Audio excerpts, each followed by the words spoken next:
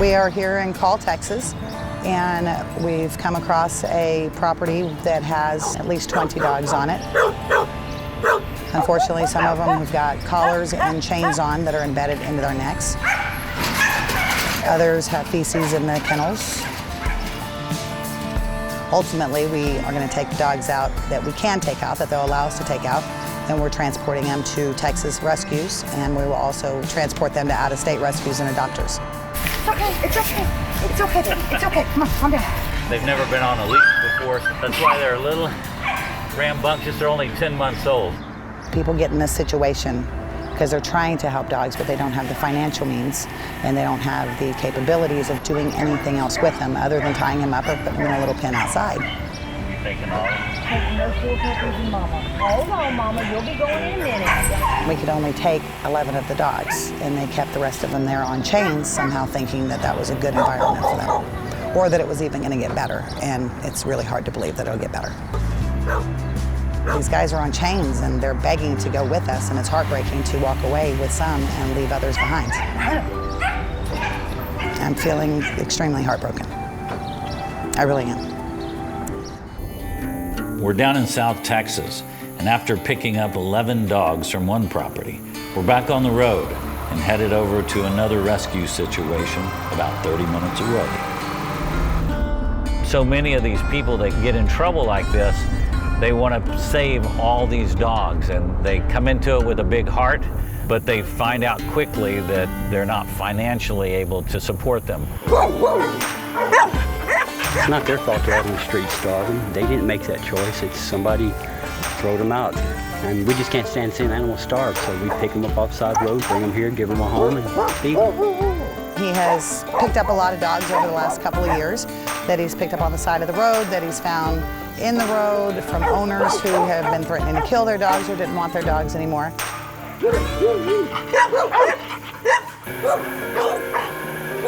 There's supposedly like 60, 70, 80 dogs here. In total, there were 62 dogs.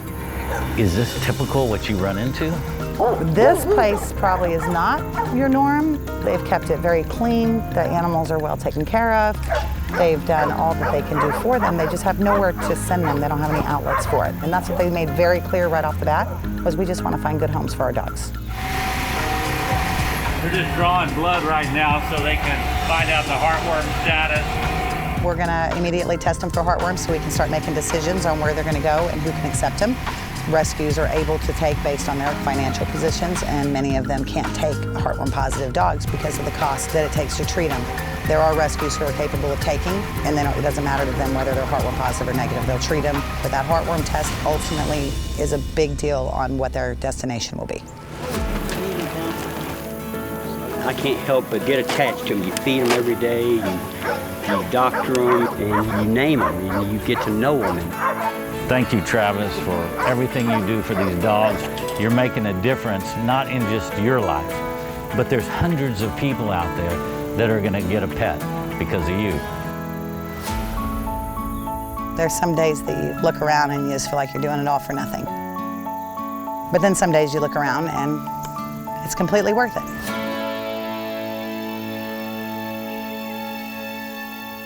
After visiting two very different hoarding situations in Southeast Texas, Connie's transport truck is full. And now it's time to get these dogs off to their destinations. So you're a little filled up and we are. need us to We help got you. these two little guys that would like to go back. They are going to a rescue in Fort Worth, Mid-City Animal Rescue. Okay. My name is Melissa Spivey, and I am one of the co-founders of Mid-Cities Animal Rescue. All right, you ready to go, guys? We're gonna go back to Dallas, Fort Worth. So Connie posted about the Bon Weir dogs. She explained it was kind of a hoarding case. The living conditions were horrible. The dogs were on chains, living in their own feces. And that's actually where we took in a boxer mom with her 4 puppies. What are you doing? Our awesome foster Taylor agreed to foster them. Thank God, after I messaged her and said, please. Hi. What are you doing? We're home. We're home. I honestly did not know where they were coming from, didn't know anything about their story except they really needed to get out of where they were, and sometimes you get a big backstory and sometimes you don't. There are not many fosters out there that can take in puppies that think they can handle it, because they're a lot. They're a lot of work. You ready to go take a bath, buddy? You ready to go take your bath? She did amazing with them. They came in, they were a complete mess. Patches of hair missing, and what we thought was originally just really bad flea dermatitis because they were covered in fleas. After a couple of days of caring for them and cuddling with them on the couch and playing with them on the floor, I found out that they had ringworm. And so that was added to their medical, and so that's when we began treatment and had to kind of quarantine a little bit more stricter. The fact that she was still willing to take them on and get them through that treatment. And that's what's so important, and that's what's so hard to find in fosters, is finding those fosters that are dedicated and willing to deal with the bumps in the road. Oh, are you ready for your turn now? So I have had them for 3 weeks now. I mean, it's crazy. Their hair has grown back. They started looking so much better, so now they're just like regular little puppies. They look amazing now.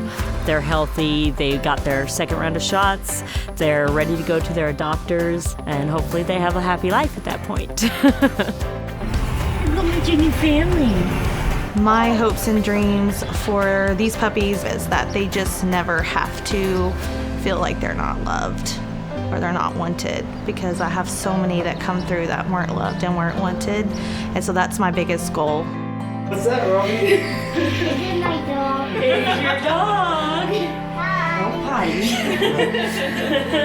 At the end of the day, we took these dogs from a horrific situation, found an amazing foster home that was willing to put in the work to get them healthy, and now, to see them finding their forever homes, that's what rescue is all about.